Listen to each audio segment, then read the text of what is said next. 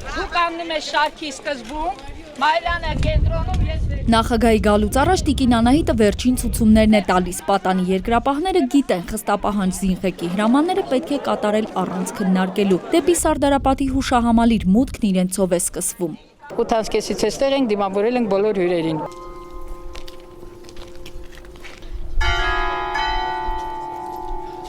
Հայաստանի Հանրապետության զինված ուժերի զինվորներին եւ սպաներին ողջույն։ 98 տարի անց մայիսյան հերոսամարտերը միայն մեկ անուն ունեն՝ փրկության տոն։ Գերագույն գլխավոր հրամանատարը բացատրում է, թե ինչու։ 1918-ին հայը փրկում էր իրեն մնացած վերջին հողակտորն ու այդ հողի վրա մնացած ժողովրդի վերջին բեկորները։ Մեր անկախությունը, պետականությունը մեզ ոչ ոք չի նվիրել։ Մենք դրա համար վճարել ենք այնքան, որքան թերևս ոչ ոք չի վճարել։ Մենք դա արել ենք մենակ, ավելին,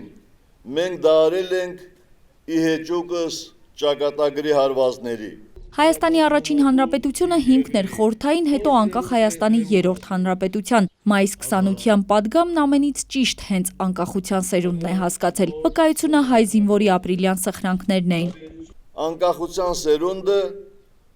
որ եւ մեզ եւ բոլորին ցույց տվեց,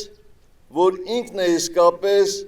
տերն ու պատասխանատուն իր երկրի։ 1918 թվականին մայիսի 28 կերտողները կարող էին միայն երազել նման կանոնավոր բանակ եւ նման նոր սերունդ տեսնելու մասին։ Մենք դա տեսանք։ Կա անկախության սերունդ, որ ուզում է քայլել ժամանակակից աշխարհին համընթաց եւ քայլելու է։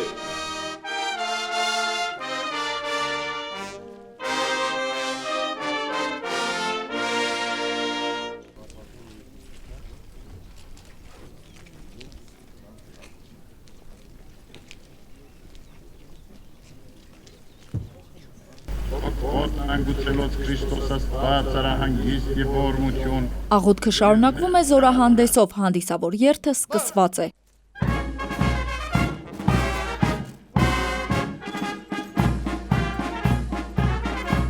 Հայ թե արտասահմանցի զինվորական քայլքը բոլորին է զգաստացնում։ Լեհ զբոսաշրջիկները մինչև Սարդարապատ գալը գիտեին մայիսի 28-ի մասին։ Զորահանդեսը կրկնապատկում է նրանց ոգևորությունը։ Հիացած ենք, կարծում եմ մենք էլ պետք է հաճախ այսպիսի միջոցառումներ կազմակերպենք։ Հայրենասիրության այսպիսի դրսևորումն ու երիտասարդների մասնակցությունը շատ ոգևորիչ է։ Զինվորների համաչափ քայլքից փոքրիկ Վազգենն էլ է ոգևորվել։ Ընդամենը 2 տարեկան է, դեռ լավ չի հասկանում որտեղ է ու ովքեր են հավաքված։ Մայրը հետո կբացատրի, թե ինչպես առաջին անգամ այցելեցին Սարդարապատ։ Իմ տղեն էլ ցանկանում եմ, որ զինվոր դառնա, ինչպես իր հոպարն է կամավորական ա եղել, ոգեշնչված ենք։ Պատանի երկրապահներն առաջինը եկան հուշահամալիր, վերջինն էլ հեռանում են։ Զինվոր դառնալու մտքից ավելի անհամբեր են դառնում։ Այստեղ բոլորն են ուզում հերոս դառնալ։ Նելի Հարությունյան, Նարեկ Գալստյան, ժամը լրատվական։